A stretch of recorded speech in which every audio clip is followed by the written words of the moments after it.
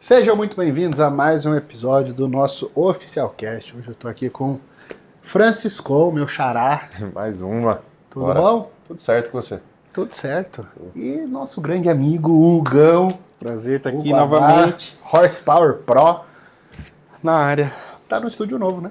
Ah, aqui ficou muito bonito, hein? Primeira vez que eu venho. O prédio é muito imponente, né? Logo de primeira vista, quando você chega ali embaixo, você vê essa loja completa e vai subindo, vê a estrutura, o pessoal trabalhando, o laboratório acontecendo. Parece que tá entrando num lugar de ciência mesmo, né? De coisa de filme. É muito bacana isso, cara. E a estrutura do podcast aqui, porque é o que combina com a Oficial Pharma, né? É entregar os melhores produtos e também uma baita de uma comunicação com o público. Isso que acho que é o maior diferencial da Oficial Pharma. É literalmente buscar pessoas que se conectam com o público para mostrar o melhor da empresa, mostrar para que funciona cada produto. Sim. E acho que isso faz a diferença e é por isso que a Oficial está onde está, por estar sendo bem representada e por ter produtos de fácil acesso e a informação, né, transparente para que o pessoal entenda e vá procurar mais coisas, né? Ó, existe isso para aquilo? Ah, eu tô com tal coisa. Será que tem? Vai lá no site, tem também. E não só tem o produto, mas tem o videozinho seu explicando. É isso que acho que Esse é muito videozinho legal. ficou muito bom, né? Ficou, Facilita cara, muito. Facilita. Eu mesmo, Pra quem não gosta eu de entro ler, no site lá, Você já assistiu o vídeo, dá aquela né? consultada, será que, pra que serve, como que Sim. usa, tá? E já tem um manualzinho tudo ali lá. completo. Quando o Marcos me convidou para ficar fixo aqui no Oficial, eu vim pelo projeto. Ele falou, eu quero um canal informativo. Eu falei, então, beleza. Então é isso que eu quero. Informação é comigo mesmo. Exatamente. O e-commerce dá aula. É. Quer aprender mais coisas sobre isso, entra lá e fica vendo os produtos. Só por curiosidade. Vai sair de lá mais inteligente, com certeza. Sem dúvida. Hugão, quando eu conheci você, você levantava carro, teu céu. Tá lá comigo ainda. Então você é um cara que veio do powerlifting Uhum. e foi pro bodybuilding. Foi. E é um cara também que fez uma trajetória natural, começou a harmonizar. Hoje, qual que é o teu próximo passo? Cara, meu próximo passo é no ano que vem tentar conquistar um Procard. Eu tenho assim esse sonho em mim que foi sendo alimentado com o decorrer dessa trajetória. Eu tô acho que há 5 anos agora já competindo, indo pro 6º ano e eu competi muitas vezes que já, cara, eu me dei conta, já foram 16 campeonatos. Porque eu sempre fazia aquela pegada de um seguido do outro de final de semana, né? Ah, mapeava ali, dá pra fazer em um mês 3 campeonatos. Faço os 3, tipo, Você aproveita interior, a preparação, né? Exato. A primeira você vai legal, na segunda vai melhor ainda, na terceira você vai arriscar uma colocação melhor. Eu sempre fiz assim, então todo ano era 3, 4 campeonatos. Então isso me deu mais bagagem também, mais experiência e eu só escolhia campeonato forte. Eu nunca quis, eu quero ser campeão agora, eu quero ser campeão logo. Eu nunca fui por esse pensamento. Eu queria ir nos melhores campeonatos para eu me testar. Então era de Mr. Santos para cima, Moça Contest Brasil, Nacional, Arnold, já participei de 2. Nenhum campeonato eu quis ser o campeão da copinha. Eu queria ser o melhor colocado possível dentre os melhores, né? Então eu pude ver muita gente se tornar profissional nesses eventos. Então, hoje eu já, dentro da nova leva de atletas profissionais que nós temos, eu já competi lado a lado com muitos deles. Alguns eu até já ganhei. Tipo, eu lembro que eu competi contra já o Pantera, fiquei na frente dele, o Ângelo, já fiquei na frente dele no Nacional da Vida. Então, eu penso que se eu trabalhar duro para isso, me dedicar, vai chegar a minha vez também. Então, eu não quero perder esse embalo. Eu acho que eu tô com saúde, estou numa idade boa, eu estou com as coisas favoráveis para isso acontecer. E como eu vi que competir alimenta muito o meu network, o meu business, faço a Horsepower crescer ao mesmo tempo que me divirto, faço uma coisa que eu gosto, eu acredito que se eu conquistar um Procard, participar de um show profissional, além da experiência de realizar um sonho, eu vou trazer mais ainda retorno para minha família, para minha loja, para tudo que eu faço. Acho que uma coisa vai puxando a outra, né? Então a próxima meta é no ano que vem tentar um Procard. A primeira tentativa vai ser logo no início do ano. Eu estou me planejando para ir para o Ohio, para fazer o Arnold Ohio. Ô, louco. Realizar sonho, né? Vamos lá competir e ver o que dá. Bom, você começou a tua carreira, né, jornalística, vamos colocar Foi. assim, Amadora. acompanhando os campeonatos, fazendo um descritivo. Eu lembro que eu acompanhava resultado de campeonato pela tua página. Trazia sempre um resumo, né? O que aconteceu esse fim de semana, que campeonato que teve. Foi na época do Facebook ali? Foi. Foi. A página Foi onde nasceu eu em comecei 2013. a acompanhar também. Isso. Desde essa época. Aham. E o que é interessante você foi um pioneiro nisso. Né? Fisiculturismo Nacional não tinha um canal oficial de informação. Cara, eu sei que na época o Chain já trabalhava com isso, mas acho que ele já era mais voltado pro YouTube. Eu demorei para entrar no YouTube, mas aquela coisa de, tipo, ser um blog constante, de postagem todo dia, eu acho que a Horsepower no Facebook fez esse trabalho. No início. Mas o Chain já tinha o Diário do Culturismo, né? Que era tipo um blog dele e ele já estava dando start em vídeos. Mas essa forma descritiva, foto, texto, que me deu dinâmica para produzir muito conteúdo. Então todo dia eu tinha 3, 4 posts por dia. Fora informativo, técnico, porque eu criei a Horsepower dentro da faculdade de Educação Física. Naquele tesão de estar aprendendo e querer mostrar para os outros, sabe? Pô, hoje eu aprendi isso. Isso eu não saía comentando, eu saía postando. Sim. Então era a forma de eu compartilhar o que eu estava aprendendo. Era aula de biomecânica, post de biomecânica à tarde. Era aula de fisiologia, fazia um post de fisiologia. Então a educação física me puxou muito para essa vontade de compartilhar o que eu estava curtindo de fazer. E ao mesmo tempo eu estava nesse primeiro amor com o fisiculturismo, então eu ficava vendo revistas, saía ideia e postava. Achava uma foto legal na revista, ia procurar a mesma foto no Google, postava a minha legenda baseada no que eu tinha lido. Traduzia muitas coisas da Flex Magazine, da Bodybuilding.com, porque quando morreram as revistas, né, pararam de fabricar, eles alimentaram os seus sites, né, com informação, e eles deram a continuidade nas revistas nos sites. Então eu entrava nesses sites e traduzia e postava a minha versão, né, o meu resumo na Horse. Então isso que me deu muita atração, trazer conteúdo de relevância para o Facebook, porque até então não tinha, né, o Facebook era só post, só foto, legenda, hashtag. Aí eu tentei criar na minha comunidade ali o hábito de leitura nas pessoas. Então era sempre foto, bacana, mas que tivesse uma legenda compatível à foto. Mas deve ter sido fácil, né?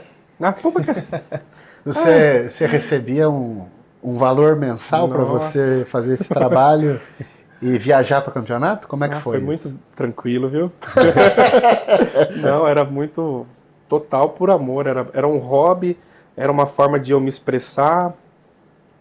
E a princípio eu não aparecia porque era tudo texto, né? Eu não gravava, não tirava foto de mim, eu usava sempre exemplos de outros atletas, de história. Então, até por muito tempo eu não aparecia, então era só Horsepower. Hoje é o Hugo e a Horse, né? Meio que não dá pra se separar mais. Mas era tudo por amor mesmo, eu não imaginava que um dia ia monetizar e um dia ia ter isso que apoio. eu queria saber de você, porque eu sei Eu não esperava em troca. que você ia do seu bolso para campeonato. Trabalhava com o que na época? Eu tava fazendo, quando eu criei a Horsepower, eu tava na educação física, eu tava estagiando ainda, eu tava fazendo estágio. Foi até uma decisão difícil, cara, porque eu entrei na educação física pagando o curso com o emprego que eu tinha numa fábrica lá em Sorocaba. Eu trabalhava em regime de... O horário da fábrica era bem complicado, porque isso mudava eu de horário na faculdade. Eu trabalhava de 6x1. Trabalhava 6x2. Trabalhava 6 dias, folgava 2. Trabalhava 6, folgava 2. E cada vez que voltava, era 6 dias de manhã, 6 dias à tarde, 6 dias à noite. Ficava rodando o ciclo de turno. Então, cada semana eu estava indo para a faculdade ou à noite ou de manhã. Então era uma loucura a minha vida. Mas eu ganhava bem, eu ganhava naquela época uns 2.500. Tinha que valer a pena para estar nesse regime doido. E aí, quando eu cheguei no último ano da faculdade, eu tinha que fazer estágio, senão não fechava a coisa, né? Não ficava formado mesmo. Aí eu tive que largar a mão desse emprego, que eu já estava lá uns 2, 3 anos, e entrei na faculdade no estágio ganhando R$750. Isso aí foi difícil. E aí que já tendo a Horsepower... Não, mas calma aí. Tem um detalhe aí. Qual? A mulher ficou grávida, não foi nessa Esse aí, justamente. Você não esqueceu, né? O agravante. O cara pediu demissão, a mulher engravidou. Eu pedi a demissão para fazer o estágio. 30 dias depois, eu no meio de uma aula, a amiga dela liga para mim, com ela chorando que ela não conseguia dar notícia. Eu tô grávida e chorando. Eu falei assim, meu Deus do céu. Eu sempre fui muito mais calmo que ela, uma pessoa bem mais tranquila. Ela é o desespero, é a flor da pele. Mas aí eu peguei isso de combustível, cara. Tinha que fazer alguma coisa. Foi então que eu pensei, cara, vou ver alguma forma de tentar levantar dinheiro com esse meu trabalho, que eu já vejo como um trabalho. Eu postava todo dia, me preocupava com a Horsepower todo dia, mas não estava ganhando nada. Quantos seguidores você tinha, sabe? Eu acho que eu já tinha uns 100 mil, já tinha quase um ano de página, tinha criado em 2013 e isso foi em 2014. Já tinha uns 100 mil seguidores e já estava tendo uma relevância. Porque virou realmente o portal do fisiculturismo, quem estava curtindo musculação, inclusive as personalidades da época, Sardinha, Bruno Moraes, Léo Stronda e vários atletas, o Japamorfo, o Horse, tudo já me seguia e interagia. Então, aparecia eles nos comentários, isso foi dando muita credibilidade pro trabalho. Sim. Então, cada postagem tinha repercussão, muitos comentários. Então, a página foi crescendo rápido, até porque não tinha outras fazendo isso. Era a Horse e eu não me lembro mais quem estava fazendo o que eu fazia. Então, eu já tinha credibilidade, seguidores, mas não estava ganhando nada. E precisando ganhar, porque a filha estava chegando. E aí é que eu pensei, cara, vou ver se eu faço umas camisetas, porque eu tinha o logo do cavalo, estavam começando a me copiar já, então eu pensei, cara, é bonito o meu logo, o nome é legal, vou fazer umas camisetas antes que façam, e aí eu já me ferro, né? Aí eu fiz umas primeiras camisetas, juntei um tanto de meses de salário lá com sobras de cada mês, porque não sobrava muito, aí juntei um dinheiro, fiz 100 camisetas. Aí essas 100 camisetas venderam rápido, assim, tudo naquele modo bem manual. Você me paga por depósito bancário, eu vou no banco, confiro o extrato, envio pelo correio, tudo manual, assim, ó, era desse jeito, não tinha Pix, não tinha comprovante, não tinha aplicativo, era ir no banco, fazer o depósito, um envelope, mandar a foto do comprovante, e era desse jeito que vendia naquela época. E consegui, dessas 100 camisetas eu fiz mais 100, registrei a marca, porque eu tinha muito medo de perder o nome da Horsepower, e aí acho que desse start de necessidade nasceu a marca da página da Horsepower, virou a minha loja informal ali, não tinha site, não tinha nada. Até hoje eu não tenho um ponto físico, ela é só um site. Mas começou dessa necessidade a intenção de tentar ganhar um dinheiro através do trabalho. E assim foi dando certo. E com o tempo foram vindo parceiros e patrocinadores. Criei em 2013. Em 2016 eu entrei na Oficial Pharma. A Oficial Pharma é um dos meus patrocinadores até hoje, desde o começo. Então, ao longo desses anos de Horsepower, eu acho que tudo veio fruto desse trabalho, com a musculação, com a internet, e através também do dinheiro que a empresa foi crescendo e foi virando mais. Comecei a fabricar roupas, acessórios, tudo que eu imaginava que desse para pôr um logo da Horse, até caneca assim eu já fiz, dava certo. O pessoal gostava. Eu lembro da dificuldade que era no Brasil comprar faixa de joelho e munhequeira. Era só importado. Nossa, isso era um inferno para comprar. Você tinha que procurar Titan, Inzer. Não, quando eu comprei, era caro. Eu comprei faz muito tempo. Eu comprei de um atleta powerlifter, que eram os caras que tinham. Era quem tinha ido para algum mundial trazer alguma coisa. O cara trazia um pouco na mala para vender. Era desse jeito. E era desse jeito. E quando eu vi que você tinha, eu falei, caraca, o Hugo é um gênio, porque ninguém tinha acesso a isso. E nessa época eu participava de campeonato de powerlifting. Eu era powerlifter desde 2010, 2009 na verdade. Eu criei a página em 2013. Então eu comecei a página já com um conhecimento e uma bagagem de power. E eu vi essa necessidade das pessoas de ter acessórios, e a maioria nem conhecia. Então eu fazia sempre postagens falando sobre o uso da faixa, como usar, para que serve, sem ter o produto ainda. Mas eu já estava alimentando as pessoas sobre isso. Tipo, ó, existe isso. Treinar com faixa ajuda nisso, treinar com cinto ajuda nisso, como passar uma faixa, e eu já tinha meus acessórios. Às vezes eu tirava fotos deles ou minha usando e destrinchava lá alguma postagem sobre isso. Então eu fui tentando alimentar as pessoas com o meu conhecimento próprio, que era limitado, mas já ajudava alguma coisa sobre powerlifting. Então na internet também eu fui uma das primeiras pessoas a postar sobre estudo científico de levantamento terra, diferença de sumô para convencional, diferenças de biomecânica no agachamento em 90 graus completo, abertura de pés, ângulo, essas coisas eu gostava muito de falar de biomecânica e os básicos. Tanto que meu TCC na faculdade foi levantamento terra e da pós-graduação de agachamento. Então, eu tirava desses meus estudos postagens para Horsepower. Até que um dia me apareceu a oportunidade de fazer strap.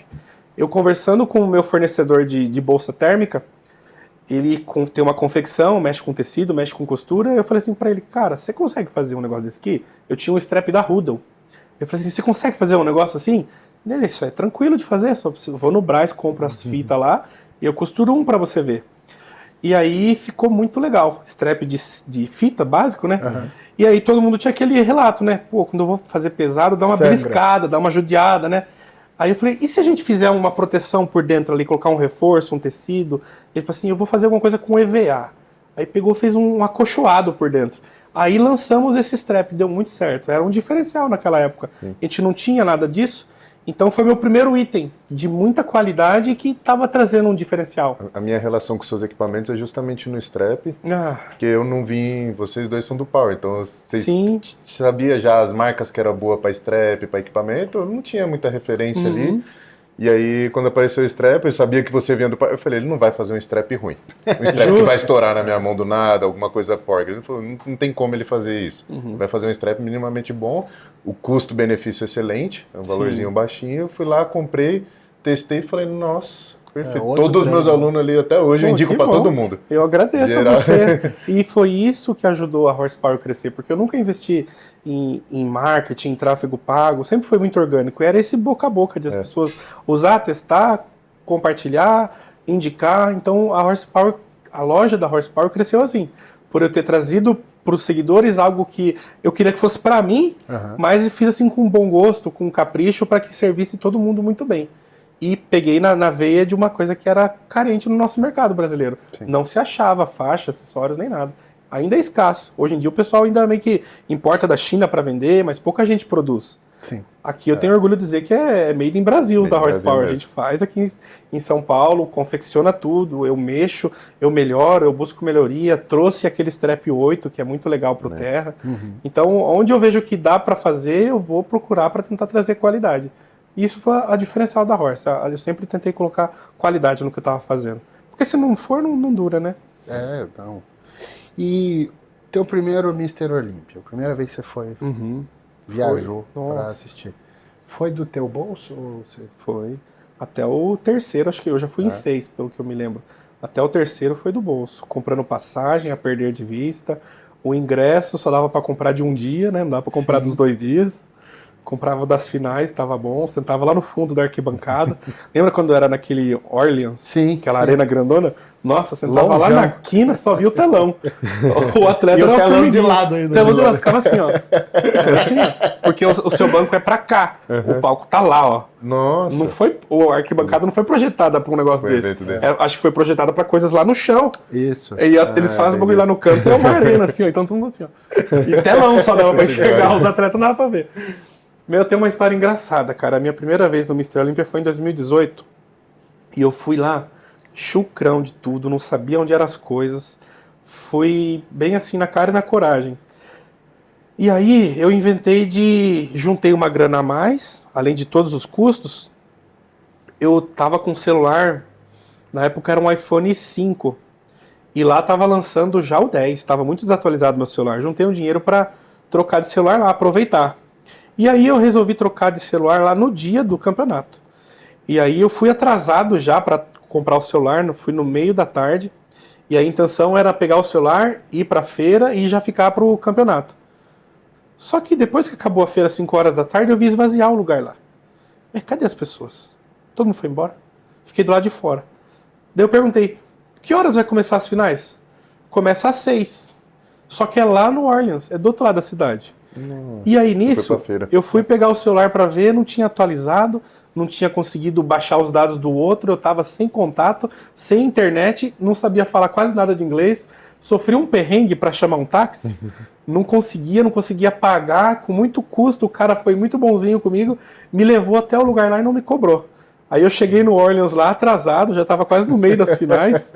Cheguei, acho que estava no William Bonac já competindo. E sabe aquela lógica, né? Os top 5 são os últimos, então já tinha perdido todo mundo. Quando cheguei, estava o Bonac, eu cheguei para ver o finalzinho mesmo. Mas cheguei desse jeito, na minha primeira vez do Olímpia.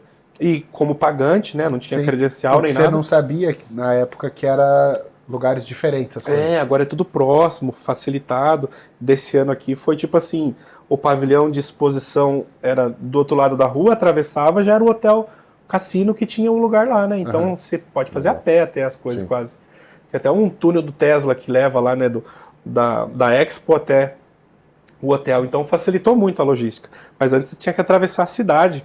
E eu não sabia nada disso. Então, perdi tempo, perdi dinheiro, mas foi uma experiência assim que transformou a minha vida na Horsepower, porque até então eu era só, como falam, o Correio uma vez brincou com o Gorgonoid e com o Jason, né? Falar os comentaristas de sofá. Eu era o principal, eu era o pioneiro disso, eu que criei a profissão. Então, eu, naquele momento, e até eu vou citar o Correio aqui mais uma vez, porque ele foi o diferencial na minha vida no sentido de botar a cara em um campeonato. Porque teve uma vez que eu estava fazendo uma cobertura de sofá de um campeonato dele, e eu acho que eu comentei alguma coisa a respeito de condição, pele, não sei o que lá, e eu vi que depois desse vídeo, e eu não estava falando mal dele, pelo contrário, eu sempre falo bem das pessoas, ou se tiver alguma coisa ruim, eu prefiro não falar, passo um pano, para não prejudicar a imagem do atleta. Mas eu vi que ele tinha parado de me seguir. Eu fiquei tentando entender por que o Correia não estava me seguindo. E um dia eu perguntei para ele pessoalmente, num evento que eu fui: Correia, não sei se você ficou bravo com alguma coisa, o vídeo lá do New York Pro, que é aquela vez que ele voltou a competir, né? Quando roubaram ele lá com as Canani. Aí ele falou assim: Hugo, eu nem lembro, mas talvez eu tenha visto no seu canal ou de algum outro e deixei de seguir todo mundo, alguma coisa, porque é muito normal, os caras não estão no evento e comentam besteira sem saber, comentam coisas que só o atleta sabe e eles não sabem, então, cara, é difícil quando as pessoas estão falando da gente sem estar lá. Daquilo me pegou assim, eu pensei, cara, ele não tá falando, brigando comigo, ele tá falando uma verdade. Realmente, estar no campeonato faz a diferença, estar a ver com seus próprios olhos é muito diferente da foto. Daí, a partir desse dia, eu virei a chave de tipo, eu tenho que ir nos campeonatos, eu tenho que ir presencialmente lá e começar a registrar, a falar e comentar com base no que eu vi. Foi aí que eu fui pro Mr. Olympia pela primeira vez. E aí lá eu encontrei ele no meeting, fui até a mesa dele e falei assim: Edu, eu vim aqui, mano. Ele falou assim: cara, agora você tem muito mais meu respeito. Eu já gostava do seu trabalho, mas o que você fez de vir até aqui te diferencia. Daí depois desse dia, nossa, o Eduardo tem outra visão do meu trabalho, me respeita muito, e ele foi o pontapé inicial que eu precisava para fazer um trabalho melhor. Não que o meu trabalho fosse ruim, mas para entender, né? Entender, e é diferente. Você foi o primeiro aí. Foi o primeiro aí também, foi o primeiro ali, presencialmente. O primeiro né? a conseguir uma credencial de mídia para o Brasil, que 2019, o ano seguinte, eu já consegui me credenciar como mídia, porque eu já tinha um trabalho anterior para comprovar. Quando você vai lá pedir o credenciamento, eles pedem seu nome, para quem você trabalha, no caso a sua página, o seu canal, e que você anexe um link de uma cobertura anterior. Então, como eu já tinha feito lá os meus vídeos de iPhone 5 no celularzinho bem simples da edição anterior, e deu muito acesso, porque por mais que a minha tecnologia fosse limitada, o acesso era alto. Sim. Então, meus vídeos que eu publiquei do Olympia 2018, tudo viralizaram. Aí eu postei lá o link, anexei e rapidão recebi a autorização, e de lá então eu sempre peguei a credencial. E isso aí alivia muita coisa. Porque é mérito, né? Porque, assim, porque para fazer isso que ele fez, tirar do bolso, ir lá para cobrir, o seu foi pelo amor, mas mesmo se pensasse de forma estratégica, ninguém ia ter uma coragem dessa de... Eu acho que foi muita coragem. Abrir hoje o mercado, eu penso, porque eu ainda trabalhava com sala de musculação. Exato, muito não doideira. tinha patrocinador assim que pagasse a viagem inteira para mim. E eu nem pedi, eu achava que não fazia sentido eu pedir se não fosse realmente para ativar a marca lá. Então eu pensava, o mercado não, não isso aqui tinha é para mim. esse tamanho também, Não né? tinha esse tamanho de pagar também. uma viagem para alguém cobrir. Ninguém enxergava o potencial disso, né? E eu tinha vergonha de pedir, por mais que eu já tivesse apoio ali naquela época, eu já tinha apoio da Integral Médica e da Oficial Pharma. Eu nunca fui pedir para eles ajudar nessa viagem, porque para mim eu estava indo para mim. Eu estava indo para realizar um sonho meu e para criar um conteúdo para mim. Eu não estava indo lá para divulgar os produtos. Me divertir e não me pagar. Não, então eu tinha que ter muito pé no chão. Então eu sempre zelei muito também pelos meus patrocinadores, no sentido de não pisar na bola, não forçar a barra, não exigir nada. Então eu nunca pedi ajuda para ir para esses eventos. Mas foi muito arriscado. Tive que parcelar mesmo tudo, mas eu acho que foi um investimento, não foi gasto. Eu acho que eu estava plantando para colher o que eu estou pegando hoje, né? E foi válido, deu muito certo para mim ter ido lá, criado conteúdo, ganhado notoriedade, as pessoas passaram a seguir muito mais, deu uma enxurrada de novos seguidores naquela época e é constante. Todo ano que tem Olímpia, a Horsepower cresce muito durante o mês do Olímpia. É o mês de maior crescimento do meu trabalho. É a cobertura. Né? É a cobertura que alimenta a ansiedade, a vontade, a curiosidade das pessoas. E eu sempre tentei entregar o melhor possível. Eu gosto que, além de pegar quem está em alta, você faz um trabalho de informativo de personalidades do bodybuilding que já passaram. Então você faz postagens de atletas que foram chave no seu tempo. Para trazer essa história, porque tem uma molecada aí que só conhece o Ramon pra frente, né? E não conhecem os atletas, os bons atletas brasileiros. Então, até o próprio Correia, né? A gente conhece muito bem, mas a molecada nova às vezes não sabe quem foi. Eu acho que se ele não tivesse ativo nas redes sociais criando conteúdo com a molecada, ele ia ser esquecido também se ele não criasse conteúdo. É inevitável, todo mundo um dia vai ser esquecido.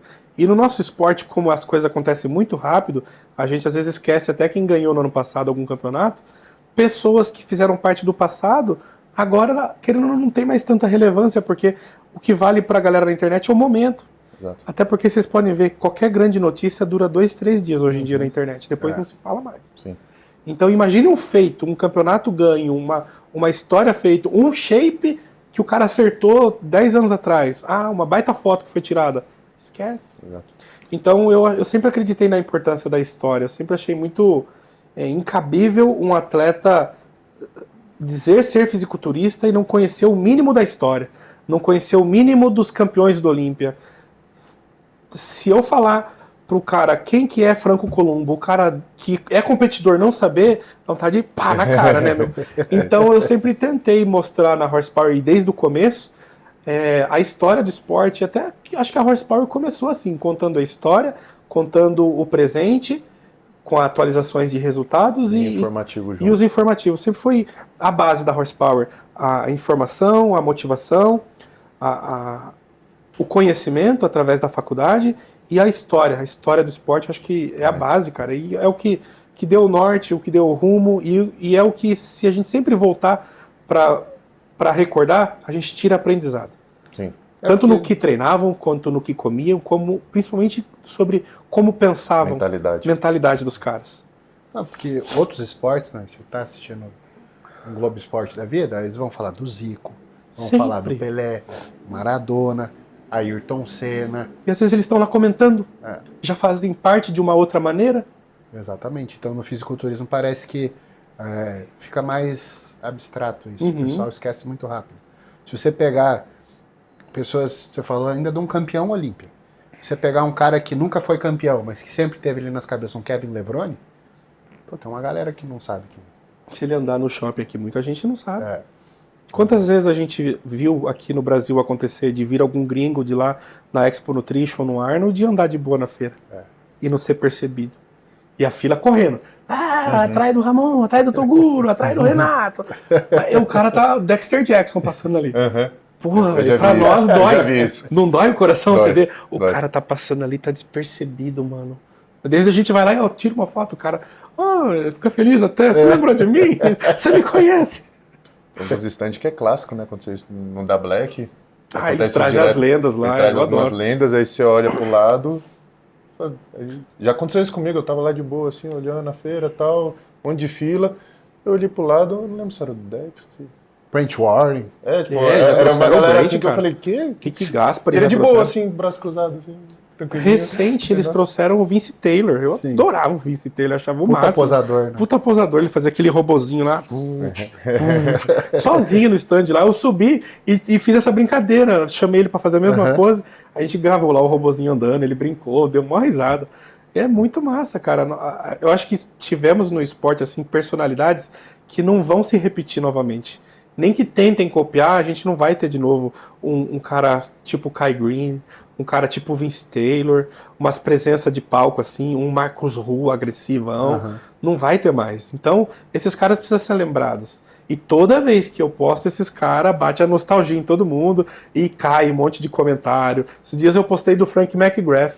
Cara, ele já tá sendo esquecido e foi nosso ícone dali de 2010 até 2015. O animal, o verdadeiro. Ele era... o dilatado, aquele braço desse tamanho, só veia. Como um galão de água, né? De 3 litros. Camisetona amarela. Nunca esqueço uma vez que eu fui cumprimentar ele. Ele veio me cumprimentar assim, segurando no antebraço. Sabe? Pegou no antebraço, eu peguei no dele. Que coisa nojenta. Palmado. Não, mole. Porque você não sente o antebraço dele. Você encosta nas veias e você afunda a veia e não encosta no antebraço. Não fica firme, sabe? É só que eu não gosto mole, assim, um monte de veia. Coisa esquisita. Mas era muito legal, né? Toda loja de suplemento tinha um pôster dele, né? Eu tinha no Ficava logo quarto. na cara, né? Tinha no quarto. Porque tem aquele pôster dele clássico, né? Que ele de frente sem camisa assim, um espelhinho, e em volta do clássico. espelho as fotos dos fisiculturistas pra ele ficar posando, Foto de imitando as poses. fisiculturista e de mulher pelada, assim, Isso, né? exato. Aleatório. Aí eu, novão, eu comecei com 14 anos competir, a primeira competição. E aí eu Bem modelei, né? Eu tava bem na época que ele tava no auge. Nossa. Aí eu fiz isso em casa. Eu tinha um espelhinho no quarto assim. Aí eu enchi. Aí tinha foto do Corrêa, tinha foto dele. Eu enchi em volta também do. Nossa, do realizou um fisiculturista. sonho ali. Sim. Eu acho que a maioria das pessoas queriam viver aquele estilo que eles criaram Era. em torno do Frank, daquele ensaio da A Jornada, né? Aham. Que eles criaram um blog que tinha. Cada foto tinha um texto, né? Eles Isso. criaram ali um negócio que daria um livro sobre a mentalidade do Frank, a jornada que eles estavam colocando no personagem. E as fotos eram muito assim, parece que muito bem pensadas no Cada detalhe, né? Cada detalhe, o olhar que ele estava tendo, a ação que estava A fazendo. roupa que ele tava usando. Tinha até aquela tudo foto conversava. que ele tava assim, ó, cabisbaixo do lado da mulher. Parece tipo, acho que ele não tava querendo, tava pensando no treino. Tudo assim parece que refletia a cabeça do marombeiro, né? Sim. Ele em frente à comida. Nossa, essa daí Essa é boa, Ele em essa frente à clássica comida também. assim, ele no banco de supino assim, capuzão, Ele voltando do treino ou indo pro treino, né? Com a Que ele tá sacola, com a bolsa. sentado no banco, né? Esperando o busão. Era muito a cara do marombeiro Contava uma aquilo história, ali, cara. aquilo Eles ali. contaram uma história em fotos, você não precisava nem E ler. qualquer um que Era só entrava e passar as queria. fotos, você quase um gibi, né? Quase um gibi. Todo mundo que entrava e queria ser fisiculturista acabava se modelando naquilo. Tipo, bodybuilder é isso. E aí todo mundo Escondeu começava a cheio. usar a roupa igual, o galão. Regata rasgada. É, as roupas rasgadas era Mano, divertido. eles fizeram uma campanha muito da hora. Animal. Animal, Literalmente. literalmente. Animal. Eu gostava dessa época do Centopani também. Centopani, né? Lembra o trio Parada Dura deles lá? Era literalmente Parada Dura. Era o Frank, o Centopani e o Frank House das batatas assim, ó, desse tamanho. Sim. Aham. Acho que trombava uma na outra. Assim. Aí tem até num desses ensaios eles entrando na academia, os três, assim, ó. Foda. Que eram os garotos Bem da da hora. Animal. Era muito da hora. E era legal que eles colocavam o cage, né? The Cage, Então né? fazia Na os feira. De levantamentos supino. básicos no meio da galera. Cara, eu lembro que tinha edições Era do que eles supino, estavam principalmente, dando... que fazia, Isso, né? o desafio do O supino. supino é o que... Teve algumas edições que o desafio do supino eles estavam dando uma viagem pro Olímpia pro vencedor. Caramba. Nossa. O vencedor você tinha que era quem levantasse o máximo de vezes o peso corporal. Isso. Olha só quem ganhou uma vez que eu vi. O cara ganhou a viagem pro Olímpia. Ele era um atleta de supino paralímpico. Caramba. Botou Pô, 50 quilos na barra, Foi embora. perna zero e peito desse tamanho. Foi mais de 50 vezes lá. Merecido. Ninguém bateu, ninguém Não tinha tem como. Todo mundo Coitado, pesava 100, porque 80. Geralmente eles fazem o supino amarrado, né? Aham. Para dar estabilidade, porque não tem a perna para estabilizar. Deve ter sido difícil para ele. Não, mas ele não era assim 100%. Fazer várias, ele né? conseguia ainda andar, Ah, tá. só que a perna dele era atrofiada, pequenininha. Bem Até, mais acho leve. que uma era mais forte, a outra era bem fininha, mas ele ficava em pé, então ele tinha base ainda. Então ele era muito forte, o braço, tríceps, peitoral, tronco de bodybuilder. Aí ele botou esse peso dele na barra Embora. e petecou. Não, é Injusto. Ganhou. Um amigo meu fazia luta greco-romana, aí a gente falando de atleta paralímpico e tal, ele falou, cara, não dá pra lutar com esses caras. Eu falei, por que dele? É porque tem, geralmente o atleta da luta greco-romana é um cara sem uma perna. Ele falou, é um ponto a menos pra eu pegar. E ele é mais forte, porque ele tem o mesmo peso que eu sem uma perna. Então não tem como eu lutar com um cara desse que eu tomo um pau. Porque eu não consigo pegar a perna. É uma perna a menos pra pegar. A e ainda- desvantagem E o dele é cara é mais vantagem. forte, tá ligado? É um negócio que Doideira. você nunca ia pensar. Porque se o cara tivesse a perna completa, talvez ele pesaria uns 20 quilos a mais. Exato. Ele tem uma estrutura superior. Então o cara é muito mais forte e tem um ponto a menos pra pegar. Viu? Cara, eu tomo um pau desses caras. É, você vê, a vantagem e a desvantagem às vezes. Exato. Como é que você vê essa evolução? Você pegou essa parte um pouco mais hardcore do fisiculturismo e hoje tá um negócio um pouco mais bonito, mais friendly, até que não que isso seja negativo, né? Aceitável pra sociedade, né? Traz mais público, isso daí tem esse lado positivo, mas tem algumas coisas que acaba se perdendo também, alguns pontos que acaba. Como é que você enxerga A isso? Você essência. que A veio essência. construindo, você que tá na mídia de ponta a ponta ali, Nossa, né? eu acho que nós, né, vimos isso tudo acontecer, porque foi recente, né, cara? Foi. Da chegada da Muscle Contest pra cá em 2018, virou da água pro vinho o nosso esporte. Deu, assim, mais visibilidade, mais condições. E todo mundo que fazia já um trabalho bem feito foi beneficiado. Eu acho que não teve um treinador ou um atleta ou alguém da mídia que não foi beneficiado com o crescimento do fitness e do bodybuilding. Todo mundo que já trabalhava com isso foi potencializado, seja com consultoria, com treinamento, com consulta, com venda de qualquer coisa. Se a pessoa que já estava fazendo isso teve demanda maior agora, né? Então eu acho que todo mundo saiu ganhando. Mas os costumes foram mudando, eu acredito que justamente pelo esquecimento dos costumes. A nova geração não sabe como os marombeiros de antes tinha aquele ritual da academia, a essência, o respeitar, o guardar o peso, o treinar do seu jeito, o treinar com música alta, o treinar sem ter que ficar em silêncio. Então foram culturas que foram modificadas pela nova geração e algumas coisas eu acho que foram se perdendo com o tempo. Então, a invasão do fone de ouvido. Invasão do fone de ouvido, dos tripés, todo mundo gravando agora. Porque antigamente você socializava na academia. Uhum. Era um ambiente...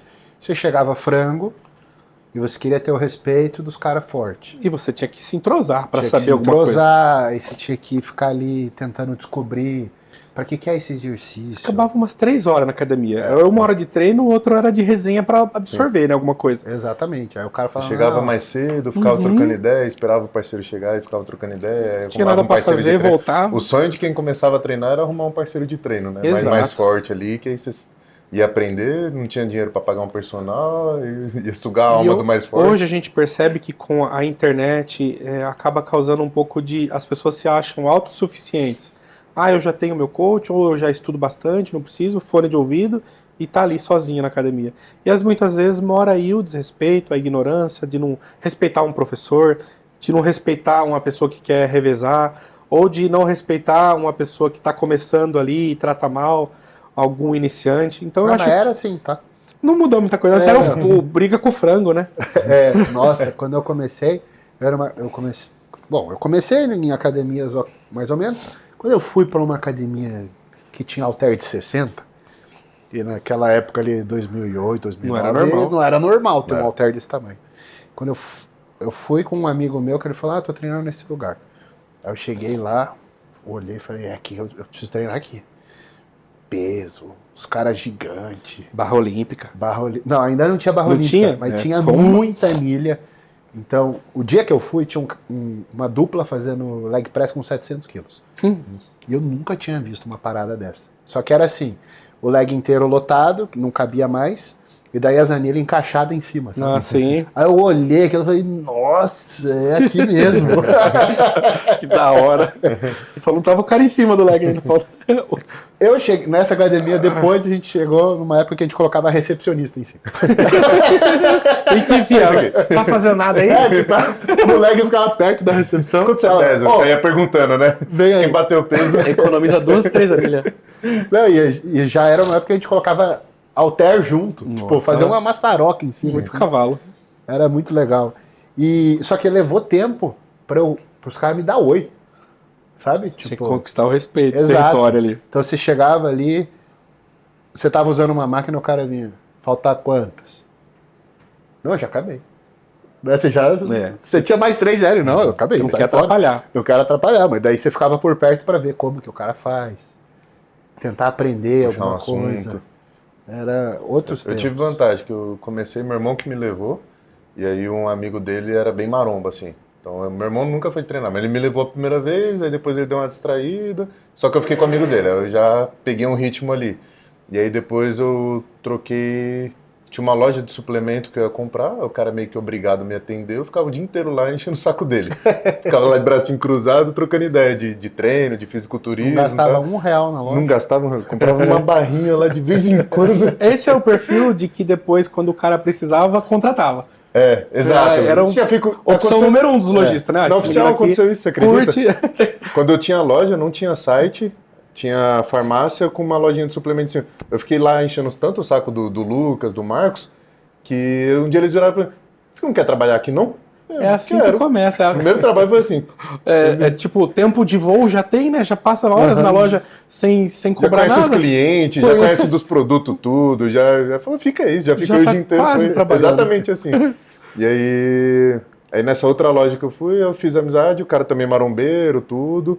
E aí eu fui treinar com ele. Então eu pulei, não senti isso. Eu já fui direto com os caras que era convidado dos influentes. E é engraçado que nessa nossa época, trabalhar, ou para quem não tinha profissão ainda na informação, trabalhar em loja de suplemento ou na recepção de academia, tava dentro das opções número 1 de emprego. Era o auge. Tô precisando de emprego. Se eu conseguir lá, vai ser da hora. Isso. Tipo, já tá no Já meio é o que lugar gosta, que eu né? gosto. É uma coisa que eu sei fazer. Aí outras coisas ficavam em segundo plano. Então, Porque quem acima trabalhava disso em loja de seria suplemento... personal, aí você tem a faculdade, tudo que é coisa que não é Mas fácil acesso, né? vocês não sofreram o bullying, então? Eu não. Rapaz, os caras me bullyingzinho. zoavam de tipo assim, passar exercício idiota. Nossa. Só pra zoar. Eu lembro que eu falei assim, que eu queria ter o Serratio, assim. Eu queria...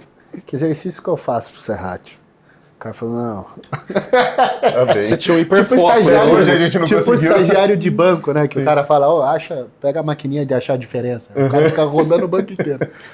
Aí os caras falam, não, é que você tem que fazer o crossover cruzando os braços.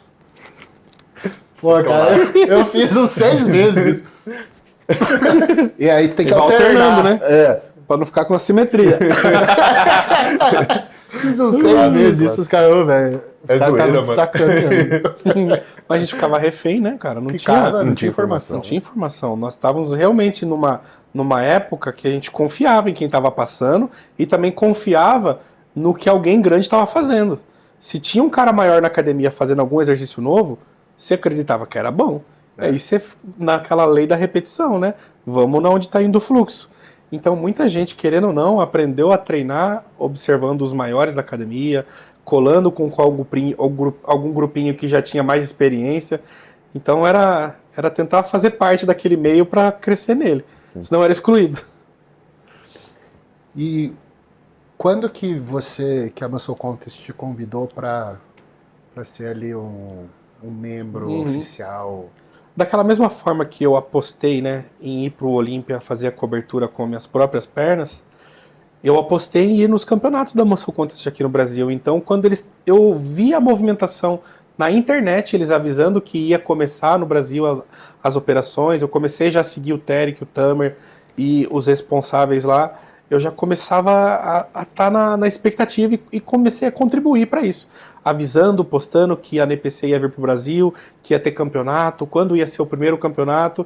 E foi assim, quando teve o primeiro campeonato no Expo Center Norte, acho que foi uma Muscle Contest Brasil, que até foi um marco, né? Onde tinha vários atletas importantes competindo lá, James Bond, Fabrício Moreira. Esse foi... A primeira leva braba, né? Esse foi animal esse campeonato. Foi animal esse campeonato. Eu tava com o James. E eles trouxeram um campeonato bem no formato americano, né? Aquela estrutura, as medalhas, os troféus, tinha telão em todas as paredes para o pessoal assistir.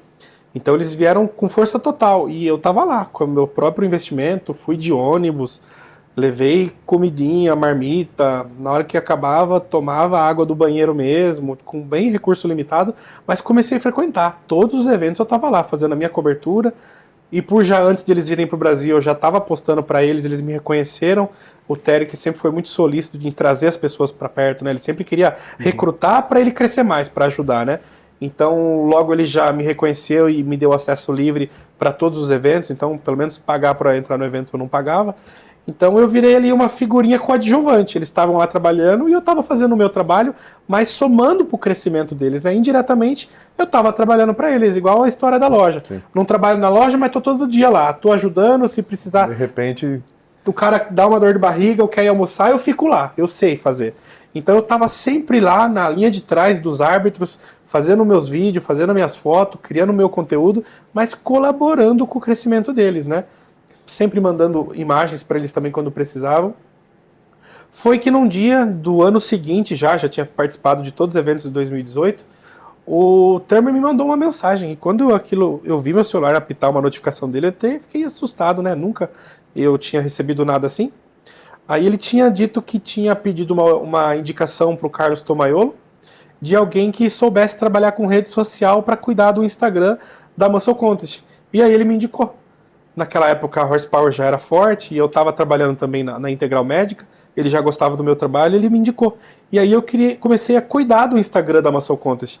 E aí eu fiz de lá um espelho da Horsepower. Comecei a postar a história do esporte lá, comecei a fazer a cobertura do próprio evento deles com muito mais ênfase, postando os resultados, tive o start de dar a iniciativa de fazer a live dos campeões, então sempre depois de cada campeonato eu fazia uma live com cada atleta overall. Chamava eles lá, montava uma live lá de 8 a 10 pessoas e conversava com eles, dava voz pro campeão overall, que pela primeira vez ali para muitos tiveram a oportunidade de falar para um canal. Então eu operava o Instagram e o canal deles tentando fazer a companhia crescer e deu muito certo.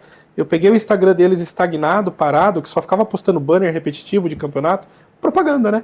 E comecei a criar conteúdo para eles, falar sobre a história, falar sobre os atletas, falar sobre os overall, entrevista com eles, sempre fazia entrevista. E aí a página foi para 300 mil seguidores, agora deve estar com uns 350 mais ou menos. Então, nesse período de trabalhar para eles, eu acho que eu somei muito com a página e o Instagram deles e ao mesmo tempo foi me dando mais espaço. Eu estava em todos os eventos que eu não poderia ir sozinho, porque eu ficava limitado só em São Paulo, que eu ia de ônibus. Sim. Mas eles passaram a me levar para campeonato na Bahia, em Goiânia, no Rio Grande do Sul. Eu estava viajando pelo Brasil a serviço deles. Então isso me abriu muitas portas. E sim, com certeza também coincidiu de complementar o meu trabalho, onde eu não podia estar com a Horsepower, eu estava com eles e criando conteúdo para os dois ao mesmo tempo. Então foi uma outra virada de chave para o meu trabalho. Foi eu realmente fazer literalmente parte da entidade, colaborando pelo crescimento do esporte e também para o próprio crescimento da Horsepower. E ali a Horsepower realmente se fez ali uma autoridade no bodybuilding, porque estava em todos os eventos, e presencialmente. Coisa que sozinho eu não conseguiria. Né? Chancelado, eu tinha ali a autorização de mídia para trabalhar realmente com fisiculturismo e com uma credibilidade vinda da autoridade máxima, né? De quem faz a parada acontecer. Foi, assim, um divisor para mim. Você já foi criticado, tomou hate alguma vez do pessoal do Power, por ter vindo do Power, já? E aí divulgado muito o fisiculturismo e enfatizado a mídia no Eu nunca fui de tomar hate, eu nunca tive problema com a internet. Mas comentários desse tipo me deixavam triste, cara. Porque, nossa, eu postava muita coisa de powerlifting. E eu comecei a Horsepower falando de powerlifting quando ninguém falava. Só que, tipo, parece que eu tava falando ao vento. Não tinha engajamento, não tinha curtida, ninguém compartilhava. Power não me ajudava, não somava. E aí eu fui gostando mais do fisiculturismo e conhecendo mais o esporte, me envolvendo mais, naturalmente eu comecei a postar muito mais. Aquilo que era 60% power e 40% bodybuilding começou a se tornar 90% bodybuilding e 10% power. Mas eu continuava a contribuir com o powerlifting. Até hoje, né? Até hoje. Mas aí, às vezes vinha comentário assim, nossa, por que não fala do power? Ou quando eu postava alguma coisa, aí os caras comentavam, nossa, antes falava muito mais, agora é só isso.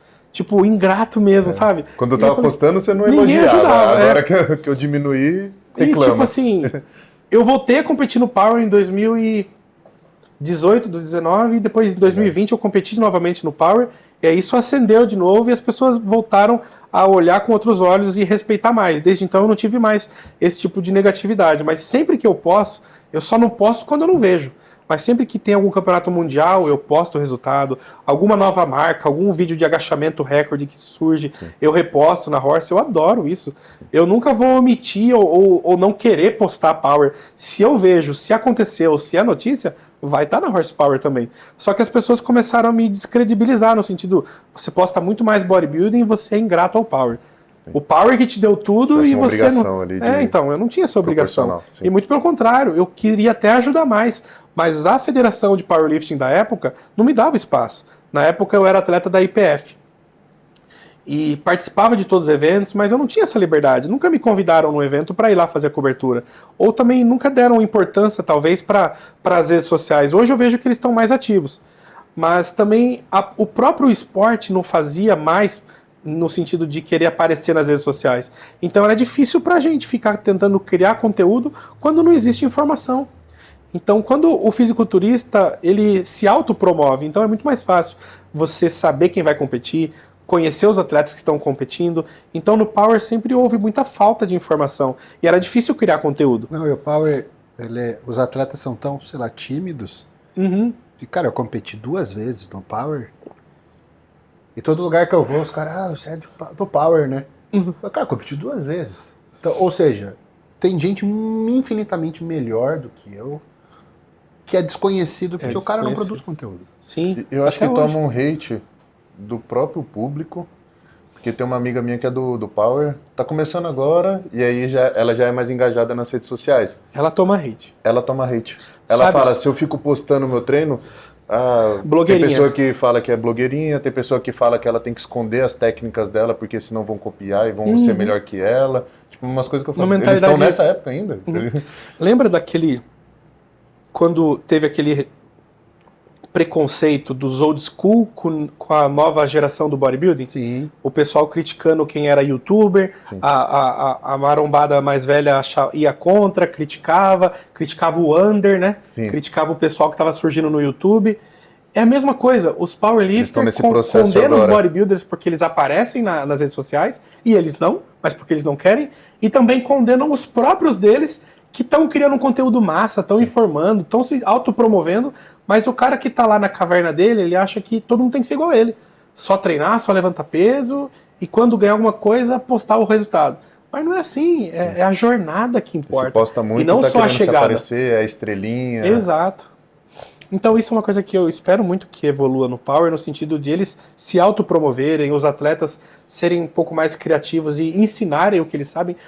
Os atletas de powerlifting, cara, são especialistas em agacho, supino e terra. Se uma vez por semana, pelo menos, eles derem uma dicasinha de barra, de empunhadura, de posição, cara, eles dão aula. Sim. Eles são melhores do que muitos biomecânicos para falar de agachamento, de postura, de quadril, de técnica de ajuste. Os caras são fera. Se eles usassem isso pro bem, eles com certeza teriam muitos seguidores e gente para acompanhar e venderiam muito produto. Faz um e-book de agachamento, vai ter muita compra. A gente, aquela vez lá em Curitiba, que gravou um treino, a gente deu uma dicasinha de como pôr anilha na barra sem ter que levantar a barra. Sim. Detalhezinho um negocinho, que pra vocês é normal, né? Super antigo. Nossa, uma galera, eu ia treinar, falava, nossa, obrigado por aquela dica, me ajudou muito. Falei, não esquece. Sim. Cara, e esses macetes é de vários que os powerlifters têm. Sim. Quer saber de macete, técnica, ajuste? Powerlifter é mestre nisso, cara. Sim.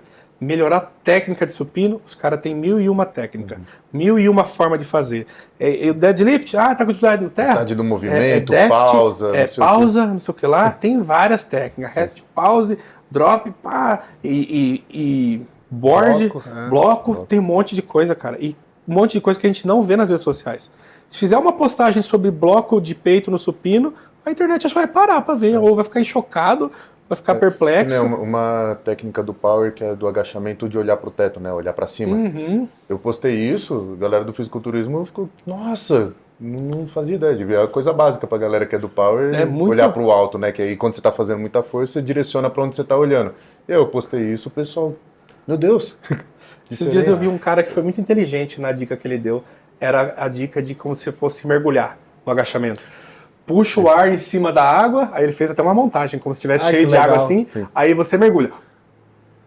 Não solta, volta, solta o ar. Sim. Cara, fantástico, a didática que ele usou, o exemplo, olha que se você tiver conhecimento, boa vontade e criatividade, dá para fazer um conteúdo muito maneiro.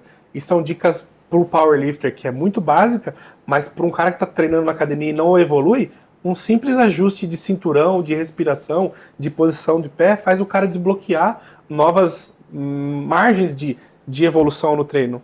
Então eu acho que os powerlifters deveriam sim criar mais conteúdo, porque eles iriam tirar muito mais proveito do trabalho deles. Até o Bitelo, né? Toma hate de... Pois é. Simplesmente por se destacar. O cara só e ele tá nem, fazendo vídeo. Nem cria conteúdo, ele nem fala criam por outros, ele, né? Gravam ele. Ele só vai lá, treina, gravam ele e mas já toma aquela hate por causa coisa, disso. né? Prego que se destaca, toma martelada. Então ele tá se destacando mais do que até o normal, né? Estratosférico o alcance que hoje ele tem. Aberta, né? Ficou um querido, foi um achado nacional. E aí muitas vezes o cara que é um melhor atleta fala, por que ninguém me levou na TV? Exato. Por isso, porque você tá escondido. Né? E muitos atletas quiseram também condenar ele, ele nem é tão bom assim, as marcas dele nem são as melhores. Tipo, tal tem não fulano... sei quem lá da gringa que... Não é o que tipo de comentário que vale, cara. Não tem porquê. O cara tem pouco tempo de treino, jovem, veio de um lugar que nada a ver, né, da obra, da construção, então é muito mérito, É a única história que eu conheço, por exemplo. Que eu tô acompanhando, assim, que Porque eu não acompanho, às vezes nem tenho vontade de acompanhar, né? Eu sou meio que obrigado a acompanhar porque aparece pra mim. Então ele tá fazendo tanto conteúdo de tanta qualidade que aparece pra mim naturalmente. Eu sei de onde ele veio, eu sei qual que é a história dele, eu sei com que marca que ele tá. Você vai acompanhando de forma natural ali, e aí você começa a torcer pelo cara sem nem acompanhar tanto, assim. E tipo, o sucesso incomoda algumas pessoas que são acomodadas, né? A pessoa não consegue se ver naquela posição e pega a raiva de quem tá. Hoje o Bitelo, ele é conhecido por pessoas assim, completamente de fora da nossa bolha. Teve uma vez que eu fui num posto de gasolina, abastecer o carro com o Celta, e aí meu Celta eu fiz um engate atrás dele que tá pra levantar ele, fiz tipo uma mini barra de terra atrás dele. E aí o cara olhou aquilo atrás, de levantar, você faz aquelas coisas lá igual o Bitelo? Então o cara, Legal, ele né? lembra do Bitelo. Então, às vezes tem alguma coisa com a família lá, alguém fala do Bitelo. Então ele virou uma representação de força pra grande massa. Ah, pensou num cara forte? Bitelo. Ele virou isso. É tipo achocolatado e Nescau. Você associa, Bitelo força, Bitelo grandão, Bitelo diferente. O mesmo trabalho que o Felipe Franco fez na época ali com o fisiculturismo, né, que ele comunicou com um público diferente, eu sinto que o Bitelo tá fazendo isso pro Power. Eu vejo que o Power tá exatamente na mesma situação que o fisiculturismo teve uns anos atrás. Então da old school brigando com a new school, alguns se destacando ali, comunicando para um público que não é do Power. Tem muita gente que começou a treinar pro Power agora por causa do Bitelo. Molecada chegando nova agora, é legal, tá no hype, é interessante. E aí começa a fazer isso, vai virando uma bola de neve, né? E olha como o sucesso também incomoda. O inverso é verdadeiro. Quando eu comecei a postar muito sobre o fisiculturismo, powerlifters vieram me criticar que eu não postava do Power. Agora tem também fisiculturistas incomodados com a alta do Power. Tipo, tem muito fisiculturista que critica o Bitelo, que critica as federações que estão em alta. Teve até, acho que umas discussões, algumas tretas que teve no Arnold desse ano que o campeonato de powerlifting estava chamando muito mais atenção que algumas categorias do fisiculturismo, onde as pessoas estavam concentrando mais ali para ver o powerlifting do que ir lá. Então isso incomoda. Então você vê que o fisiculturismo e o powerlifting vivem situações de altos e baixos. Então agora está numa fase de crescente muito grande do power. E o que a gente espera é que os atletas saibam aproveitar isso. Aproveitar que o esporte está em alta e aparecer, criar conteúdo, fazer por onde. E trazer dinheiro. E trazer dinheiro, investimento. Pô, eu fui convidado para dar uma palestra na Rússia, num evento tipo Arnold, multiesportivo, chama Siberian Power Show. Cara, e eu fiquei impressionado porque assim, a premiação da queda de braço, ou do braço de ferro, né, depende de onde a pessoa era a mesma do Seban. Era $50 mil o prêmio daquele campeonato de queda de braço pro campeão. E na época era o prêmio do Mr. Olympia pra Classic. Eu falei, caraca, velho, olha como tem espaço pra crescer esporte. E às vezes uma parada que aqui no Brasil ninguém fala de ninguém dá nada. E se eles estão pagando isso lá é porque eles monetizam pra isso. Exato. Porque se estão monetizando é porque dá pra fazer. Então, tem público. E Brasil aceita tudo. E lá na Rússia... A gente adora torcer pra... Jogo de tampinha, a gente tá torcendo e vibra, e o brasileiro gosta. E um campeonato que eu achei o máximo lá era de elevação pélvica, mano. Nossa, cara. Aí tem uma russa que ela levanta 450 quilos na elevação pélvica. Eu já vi um vídeo da mulher fazendo também. isso. Nunca acompanhei campeonato, mas já vi. Não, e é campeonato, os caras com a bandeirinha igual para tem regra, tá ligado? Válido. Quanto que tem que subir. Assim, então, tem tanta coisa para explorar, para crescer e para incentivar as pessoas, e para trazer a pessoa que, às vezes... O que eu gosto do fisiculturismo e do powerlifting são esportes que... Lógico, o fisiculturismo depende de uma genética e tal, mas não tem que ter um talento. É levantar peso. Então, futebol, basquete... Pô, tem gente que é ruim de mira e não vai ser bom nunca. Depende muito de habilidade, né? É de uma habilidade inata, né? De um talento ali que, lógico, em cima do talento vai ter o treino para desenvolver.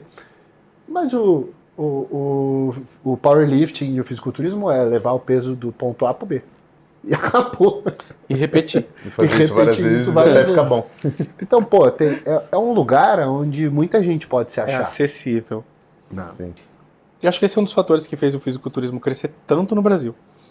Porque é acessível, é popular, é financeiramente palpável, basta ter uma academia. Hoje tem academias de... A pessoa na mais difícil situação que esteja vai encontrar uma academia de 39, 49, 50 reais por mês, pode treinar. E se ela pode entrar num lugar desse, uma alimentação, uma orientação, dá para se preparar até assim. Muitas histórias de pessoas que se prepararam com muito pouco. Então o fisiculturismo... Ainda mais com a sessão do natural ainda? Total. Aí deu mais acessibilidade. Se o problema é o hormônio, não tem problema. Tem hoje Tem reconhecimento e campeonatos só para naturais. E estamos vendo esses caras ganhar dinheiro. Sim. Hoje em dia temos atletas naturais e muitos até que nem competiram ainda, que estão estourados nas redes sociais, estão monetizando no TikTok, no YouTube, por criação de conteúdo, por promoção de um lifestyle saudável. Sim. Então, o fisiculturismo caiu no gosto do brasileiro por conta disso. Dá para ser quem você quiser, desde que haja organização, planejamento e dedicação. E porque a gente tem agora um herói nacional. Isso faz a diferença. Faz a diferença, porque o Brasil gostou de Fórmula 1 quando tinha um Ayrton Senna. Né? Um Ayrton.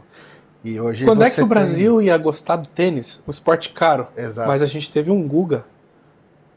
Por muitos anos ainda foram as chinelinhas e sandalinhas mais vestidas das crianças, né? É verdade. Sandalinha do Guga. Olha o que a importância de um herói faz. O João, se eu não me engano, que tá agora. Né? O João que tá em alta também tá voltando a ascensão do tênis. A gente teve o Gustavo Borges na natação. Sim. Então, o brasileiro, ele gosta de torcer por alguém que tem a chance de ganhar. É mais por alguém do que pelo próprio país, né? Exato. Ou pelo esporte em si. Qual que é o esporte? Ah, não, o Brasil vai bem na bote. Vamos ver bote. Na hora. Vamos torcer. O Brasil adora. Vamos começar a fazer campinho de bocha na rua. E aí agora a gente tem aí, não só, a gente tem 3 campeões na Olímpia. A gente tem a Eduarda, o Ramon e a Natália. E a Natália na ativa. Então é o momento do fisiculturismo no Brasil. A gente tem sorte de estar desde o começo, desde a chegada da A gente NPC viu essa aqui, galera né? começar. E só vai crescer. Só vai crescer mesmo. E realmente você bem lembrou é que ter um herói, alguém para torcer, fomenta a coisa. Olha onde é que a gente esperava ter o fisiculturismo no Esporte Espetacular, no Globo Esporte, até no programa da manhã lá do Encontro. Só tiazinha, mulher, pessoa que não tá nem aí pra musculação, assistindo Pantera lá. Exato. Posando de sunga. Onde é que já se viu? Muito bom. Então, o fisiculturismo, ele tem margem. Aí ontem os caras estavam lá no The Noite, Danilo Gentili. Olha, eu acho que só vai, né? Literalmente daqui pra frente, continuando esse bom trabalho que os atletas têm feito. Cresceu muito, mas tem mais espaço ainda para crescer. Ainda tem mais espaço para crescer. E eu não duvido chegar um momento onde essas grandes emissoras que já estão vendo o alcance do bodybuilding começarem a querer transmitir. Ter comentarista, ter programa sobre isso. Porque por algumas semanas ali, o fisiculturismo foi um dos esportes mais falados, né? Cobriu um Olímpia. O Esporte Espetacular e o Fantástico tava falando do Ramon. Por umas 2, 3 semanas ali. Então imagine quando a gente começar a ter grandes campeões mensalmente. Vai ter um New York Pro brasileiro, vai ter um Texas brasileiro, e que a Globo ou outras emissoras comecem a dar importância a cada outro campeão novo do Brasil. O Brasil ganhou nesse final de semana o campeonato lá na Europa, brasileiro fulano de tal ganhou o campeonato agora lá na Califórnia, acabou de acontecer o Arnold Classic Brasil, vamos lá, vai ter equipe lá. Hugo, e esse é o melhor cenário. Como que você acha que vai ser conciliar esse boom do esporte com a parte underground, uso de hormônio e etc. Você acha que vai existir um equilíbrio para a mídia querer mostrar? Ou esse corpo é muito associado a anabolizante, não vamos dar espaço? Cara, é uma excelente pergunta, né? E acho que daria um podcast só disso. Esse debate é brabo. Hoje saiu, acho que uma reportagem de um médico que foi preso, que estava vendendo, sei lá, um esquema de... Monjaro falso.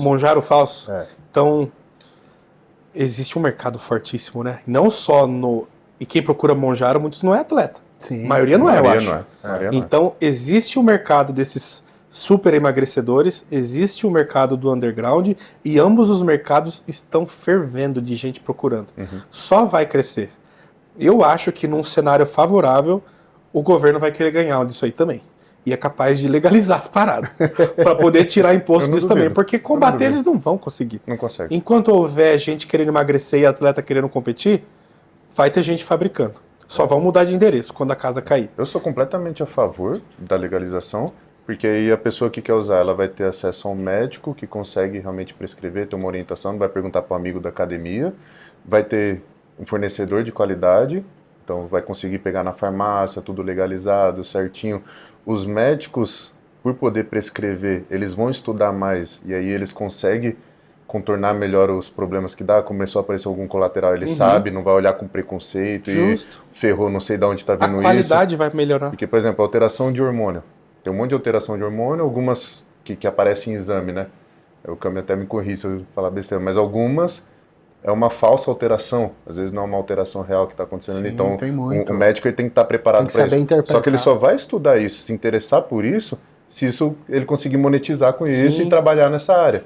Então aí eu acho que é uma bola de neve positiva. Eu faço sempre um paralelo com...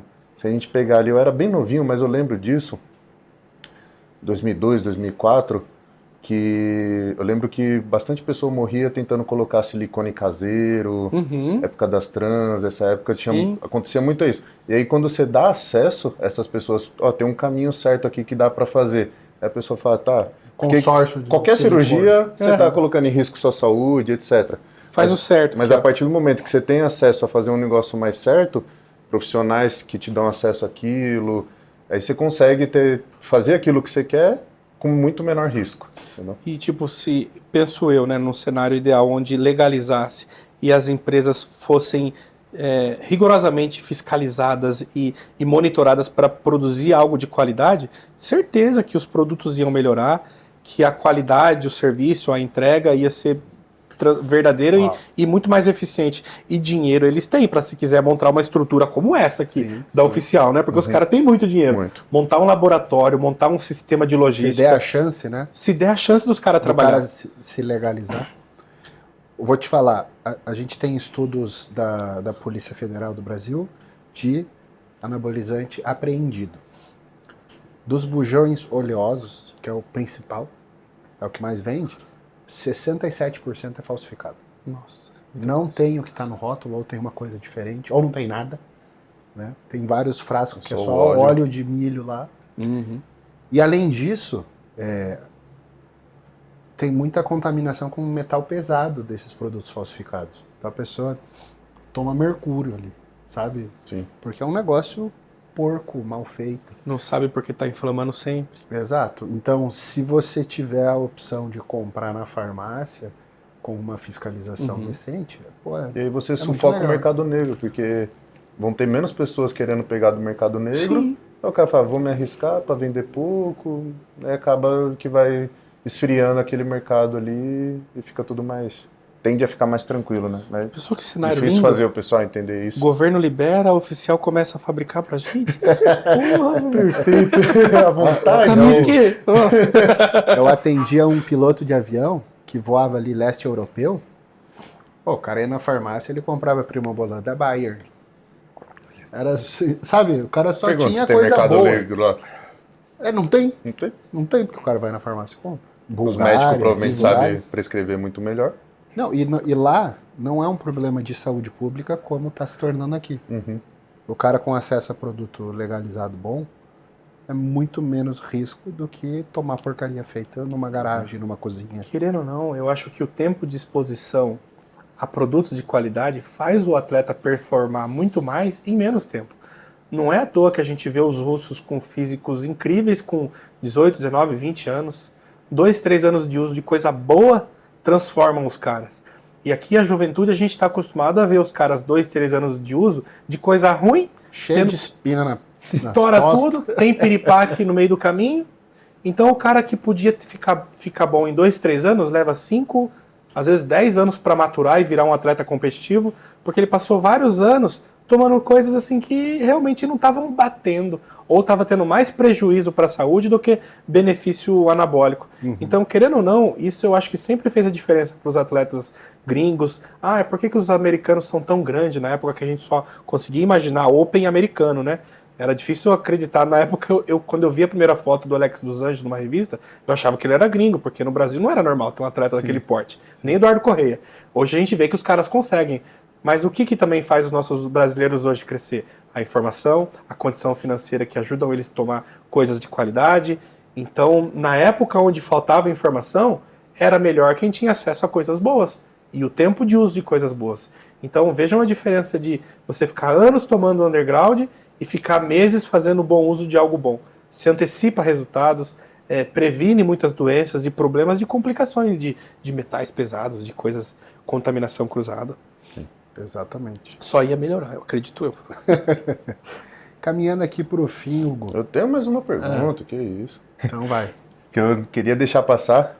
Conta pra gente, brevemente, sobre a sua marca de suplemento. Uhum. O que aconteceu com a sua marca de suplemento? Foi uma experiência que eu tive que eu acho que me ensinou a entender muito mais o mercado. No geral, numa forma de saber ser mais estratégico, saber entender mais o que as pessoas querem, procuram. Porque, infelizmente, a gente entrou com muita vontade. Eu tive um sócio que entrou com investimento, eu entrei com a cara e a marca, né? Então, o meu papel era esse, trazer identidade para a empresa que ele ia produzir. Então, ele entrou com a produção, com os recursos, e eu entrei com a cara da marca. Só que a gente não tinha, e principalmente ele, experiência com o mercado. Então, ele veio de um outro ramo e tentou arriscar nesse ramo. E eu tinha experiência de consumidor, não de empresário. Uhum. Então, nós nos juntamos para tentar a sorte nesse mercado, que literalmente assim é um oceano de tubarões, é muito difícil. Então, a gente criou um produto muito bonito, uma qualidade muito boa, a aceitação foi excelente, as pessoas, parecia que realmente foi para os nossos seguidores e clientes da Horse um crescimento esperado, foi uma evolução da Horse, não foi uma coisa que surgiu do nada. A Horsepower estava crescendo e teve uma oportunidade, abraçou essa oportunidade. Só que o mercado é muito competitivo, a gente não conseguia, por mais que investisse em qualidade e tecnologia, chegar em preço. Uhum. Então o mercado, quando ele já tem muitas marcas grandes vendendo coisas acessíveis, é difícil para quem está chegando conseguir a confiança de um lojista que já está com a prateleira e o estoque dele cheio. Então como a gente consegue um espaço numa loja de suplemento que já não está mais comprando? As empresas, as lojistas vão no Arnold e fazem o estoque por inteiro. Uhum. Aí você tenta vender para um lojista, você não consegue um espacinho. Uhum. Vai tentar vender na internet, tem uma Growth da vida que vende mais barato que todo mundo e outras lojas também, outras empresas fazendo o mesmo no online agora. Então foi muito difícil. A gente tentou lutar por um ano assim, mas para não ficar no vermelho a gente decidiu não continuar. Uhum. Mas foi triste de ter que dar um passo para trás, porque estava sendo uma experiência muito legal, os produtos ficaram muito bonitos. Eu não queria peguei algumas coisas para experimentar, ficou legal, etc. Cara. Tava muito bom, o rótulo estava bonito. Era muito bonito. Você selecionou até algumas pessoas bem interessantes na parte ali, uma estratégia mais de marketing, né? Você selecionou uns atletas, que eu falei, uns atletas que eram atletas bons de nome, mas que às vezes não estava sendo valorizado na marca ali que ele estava, alguma coisa assim, tava meio apagado. A gente trouxe o James Bond, foi um dos nossos primeiros... Acho que foi a primeira pessoa que eu convidei para fazer parte antes da empresa nascer. Uhum. Antes de lançar o produto, já estava ali com a intenção. Eu chamei o James Bond, o Bico Voucher, Juliana Pulpis. Os nomes fortes, já começou bem. Já. A gente acho que o Alan Bonadman, a esposa dele. A gente estava ali com uma galerinha muito bacana, cara. Então eu fiquei muito triste por eles também, por não ter dado continuidade, porque eu queria manter eles e ajudar eles mais. Sim. E todos eles foram pessoas maravilhosas que entraram nesse projeto comigo, aceitando ganhar o que a gente podia contribuir. E a gente só podia contribuir com suplementos na época. Então todos entraram ali para me ajudar por quem eu era, por querer ver dar certo, por abraçar o sonho junto. Então eu tive assim um apego muito grande pela marca e por todos que estavam me ajudando. Então, o dia que a gente resolveu, eu e meu sócio, descontinuar, as primeiras pessoas que eu pensei foram os nossos atletas, que a gente estava ali fazendo uma família juntos, né? Sim. E depois em trazer essa notícia para o público. Mas todo mundo entendeu que foi uma tentativa honrosa, verdadeira, de começar um empreendimento e não dá certo. É normal. A gente tem as duas escolhas, né? O tentar ou nem fazer. A gente optou por tentar. E acho que tudo que a gente faz com dignidade e honestidade não é vergonha, nem falha nenhuma, não conseguir e descontinuar. O ruim para mim e o meu maior medo era ter que parar por algo que deu errado. Um laudo, um produto que foi... Não está entregando para as pessoas o produto. Eu tinha medo. Nossa, eu espero que um dia o Félix nunca faça alguma denúncia. Eu morria de medo. A gente até enviou um kit para ele, para que ele conhecesse, aprovava. Ele falou que estava top demais. A gente fez uma coisa muito legal, que a gente validou todos os produtos com laudo, e a gente colocou em cada produto uma medalha aqui no canto, tipo do Olímpia, eu pedi para desenhar, e aí dentro da medalha tinha o QR Code do laudo do produto. Então a pessoa com o celular acessava o laudo daquele produto. Então, na dúvida, ó, tá aqui já, você pode comprovar. A gente mandou isso pro FedEx e falou assim, nossa, cara, animal, todas as empresas deviam fazer o mesmo. Aí, tipo assim, ó, teve a aprovação do FedEx, vamos pra frente. Agora tá tranquilo, tô leve. Então, eu tava leve. Então, eu tava muito, assim, tranquilo de que a gente tava fazendo um trabalho excelente. Mas, de vender é outra história. Conseguir atingir o mercado, a gente não tinha estrutura. É difícil de suplementos, porque... E acho que você pegou uma época que é justamente isso, o digital, a Growth veio dominando ali, na época só tinha ela fazendo esse trabalho ali muito forte em site, e nos pontos de venda estava tudo diminuindo as vendas. Então as lojas tudo diminuindo, o cara fala, não vou arriscar pegar uma marca nova para ver. Isso. O cara fala, essas daqui que já são conhecidas, já não tá vendendo tanto como antes. E ao mesmo tempo que a Horse estava surgindo com o suplemento, estava nascendo também aquela Shark, tava vindo em massa, com uma força de movimento, com Toguro, Breno e os stands gigantes, e tipo, fora os grandes players, tava tendo ela já que tava chegando com tudo, então não tinha muito espaço pra gente. E tipo, o nosso alcance era orgânico. Prejudica um pouco a questão dos equipamentos também, né? Porque você teve que tirar alguns atletas. Exatamente, e eu tava tendo que tirar a minha energia do que eu fazia para aplicar tudo na tentativa da suplementação. Então ali eu estava deixando um pouco as coberturas de campeonato de lado, os meus trabalhos com os acessórios e as camisetas, eu ficava deixando em segundo plano para tentar botar toda a energia para virar a suplementação. Então eu percebi que eu precisava realmente abandonar o barco, já que ele estava quase afundando, e resgatar as outras coisas que estavam no bote salva-vidas ali. Então eu retomei, salvei todo mundo e voltei a fazer o que eu sei fazer de melhor, que é a cobertura, os trabalhos, a minha preparação como atleta também, a minha família. Então hoje eu sou bem mais ativo e mais presente com aquilo que é mais importante para mim. Minha família, minha preparação, meus trabalhos, a loja que eu já tenho. Então foi essa a opção que eu tive, de não continuar para não perder as outras coisas. Então foi essa decisão de voltar a fazer o que eu já fazia antes. Mas, como eu te falei, foi um período de muito aprendizado. O que eu aprendi ali, hoje eu aplico na minha loja de roupas e acessórios, e isso fez ela hoje até performar mais, porque você começa a escutar mais o público, entender mais o mercado. Eu aprendi muito sobre marketing, sobre produção de produtos e conteúdo. Eu estava assim, sendo até o próprio marketing da empresa. Eu criava conteúdo, eu ficava estudando sobre tráfego pago, sobre vídeos virais, como ser mais engajado. Então eu estava sendo o gestor da empresa, mas também o influenciador, comecei a ser a gestão dos atletas. Eu estava fazendo tudo que eu podia para dar certo, porque a nossa mão de obra era reduzida, então eu me desdobrava. E o meu sócio ficava encarregado de produzir. E o resto das coisas, até atender telefone ou fazer venda no tete-a-tete, eu tentava fazer. Eu reparei isso de você, que nas feiras você fica ali no 1 a 1. Eu ficava. Vai pra linha de frente, atende a pessoa, troca ideia, explica do produto. Eu tava fazendo tudo isso. E confesso que eu tava surtando, que era muita coisa ao mesmo tempo. Imagino. E você queria estar assistindo o campeonato lá. Cobrindo o campeonato. E competindo. Teve um ano que eu competi. Também. É verdade. Teve um ano que eu competi, eu tava expondo esses produtos, e eram os suplementos e os acessórios, era um stand duplo, e eu tava fazendo a cobertura, competindo, expondo e fazendo a cobertura. Doido. Era tudo ao mesmo tempo, eu ficava pilhado. E sem nenhum remedinho para ajudar, sem um energético de manhã, uma pílula que desse um ânimo, era tudo muito abelhinha eu usei. Off-label, não abelhinha. A abelhinha eu recomendo, uso direto. Inclusive me salvou esse final de semana, voltando de Balneário lá do campeonato. Tive pela frente, era 10 horas de viagem, virou 13 com muito condicionamento. Mas sono eu não tive, tomei 4 cápsulas de abelhinha, foi até o fim do trajeto, de boa. O negócio é paulado, abelhinha. Parando pra mijar cada meia hora, mas lei, bebe 1 litro, mija 2. Agora, você me deu um feedback de um outro produto. Cara, esse produto, cara, tá ajudando minha mãe. Você bem falou, né? Artrite. Minha mãe sempre teve muitas dores nas juntas dos dedos, também joelho. E aí eu olhei para aquele produto e pensei na minha mãe. Quando eu li as palavras, né, que tá bem nítido no rótulo, dores articulares, recuperação muscular, eu vou dar um para minha mãe. Peguei o de limãozinho lá, falei, mãe, toma isso aqui, é um suco. Toma ele, 2 scoops todo dia.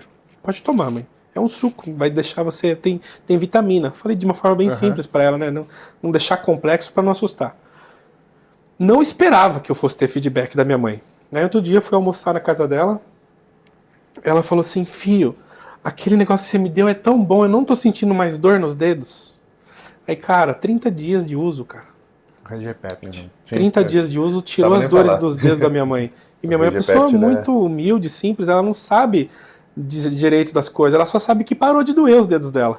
Aí eu falei assim, mãe, você fez alguma coisa diferente? Não, eu só tomei o suco que você me deu. Então ali a gente teve a comprovação de que foi a única interferência externa que ela teve, porque ela se alimenta bem, mas vive com essas dores articulares. Ela treina, faz musculação, graças a Deus eu ensinei ela já há uns 10 anos, ela nunca mais parou de frequentar a academia, vai 3 vezes na semana, mas essas dorezinhas ela estava convivendo há anos. E agora não pode faltar mais RGPept para minha mãe. Todo meu pedido mensal eu peço 3 potes. Um é para ela. Os outros 2 é o meu. A RGPept também eu percebi. Eu tinha uma dor crônica no joelho assim a vida inteira. Eu tenho que fazer todo um trabalhinho ali. Eu faço yoga, tudo para fortalecer, arco plantar, tudo. Mas sempre ficava uma dorzinha ali. Depois comecei a tomar RGPept. Zero. Cara, que da hora. Tá ali dentro dos meus produtos. O seu que você deu pra ela é esse daqui, né? Se eu não me engano, que é o de limão. É só o RGPept de limão mesmo. Agora eu vou te contar uma. Eu coloco no café, né? Ah, tem essa opção, na né? xícara de café, só que é o sem sabor. O sem sabor. Aí um dia o Gabriel chegou pra mim assim, como é que você toma esse negócio no café? Ficou horrível. Eu falei, pô, não dá gosto nenhum. Ele, claro que dá. Porque o RGPept não tem sabor, né? Ele é meu caldo eu fui ver o de limão, não tinha reparado que era de limão. Eu botei limão no café, fui pra cacete. Eu falei, não é possível que o Tommy gosta disso. Focasse no energético. E o pior é que eu contei essa história pro twin dele, mas eu também achei que você colocava de limão. Horrível. Eu não tinha percebido que tinha um neutro, né? Daí um dia a Bia me mandou um roteirinho pra eu fazer um vídeo. E ela falou assim, uma das sugestões é você usar no café. Fala isso no vídeo. Eu falei, no café? Aí que eu tinha visto que tinha observação. Tem o de limão e tem o neutro. Sem sabor. Isso aí é muito legal, né? Porque para as pessoas que têm dificuldade em lembrar de tomar alguma parada, se você associar ele a alguma coisa que você obrigatoriamente toma todo dia, quem ama café bebe todo dia. Sim, então deixa ali já do lado da garrafa. Exato. Não tem problema esquecer de esquentar ele, assim, essa temperatura do café, a gente foi no evento e tava na receita, na comida mesmo. Fez uma massa de macarrão que tinha o RGPept, se eu não me engano. Que da hora. Dá pra usar pra tudo. Eu uso no... Eu faço granola, leite, fruta picado ali e eu coloco o RGPept lá e misturo. Perfeito. Eu costumo fazer com a creatina. Eu jogo junto com o mingau lá, entra tudo no mesmo bolo, chia, whey... E vai, assim eu não esqueço de tomar creatina. E o do café do RGPept é uma ótima dica. Aí você não esquece. Não esquece café, mais. Café, RGPept e Clembo. Adoça ele, eu já ouvi falar dessa. O Zanca, né, faz isso, já dá uma adoçada. Não, é que na caneca, né, do Monster Cats tem uma seringa lá dentro desenhada, né? Ele falou, até o Ed falou que foi inspirado nessa história do Zanca. Do Zanca, né? De adoçar o café com clembuterol. Não, o Ed falou que deu um trabalho achar alguém que fizesse a seringuinha lá dentro. Aí ficou muito internamente, bonitinho. Deve ser mó difícil. Uhum. Uma estampa interna lá. Hugo, foi da hora o papo, hein? Se a gente deixar aqui, foi até amanhã, né? Foi muito bom. Muito obrigado. Deixa pra segunda parte. Exato. Nós temos outro evento daqui a pouco, né? Daqui a pouco hoje tem coisa especial chegando. Sim. Lá a gente cria uns conteúdos também. Boa. Então, muito obrigado pela tua presença. Eu que agradeço. Aqui. Uma honra conhecer a casa aqui, a sede. A gente gosta muito de você. Eu também sou grato por fazer parte. Como eu falei para vocês, a Oficial Pharma foi uma das primeiras empresas a olhar para o meu trabalho, a me dar uma oportunidade. Quando eu vi na caixa de e-mail ainda que chegou uma proposta lá, uma intenção de parceria, fiquei desacreditado. E desde então, de 2016 para cá, é um dos meus principais apoiadores. E principalmente agora que eu virei atleta, se fez mais presente ainda, né? Porque daí eu passei a pegar muito mais produtos manipulados que, se tivesse que comprar todos eles, né? Sim. Numa preparação, sairia mais difícil de ter acesso. Então, é uma patrocinadora para mim, uma parceira que realmente faz parte do meu dia a dia, da minha rotina, da minha história, e agora até contribui para minha mãezinha. Então, eu sou muito grato ao Oficial Pharma. Obrigado, Hugo, pela tua presença aqui. Galera, ficamos por aqui, né? Curte, compartilha. Deixa aí o que você quer ver nos próximos quadros, quem que você quer de convidado, deixa aí nos comentários e até a próxima.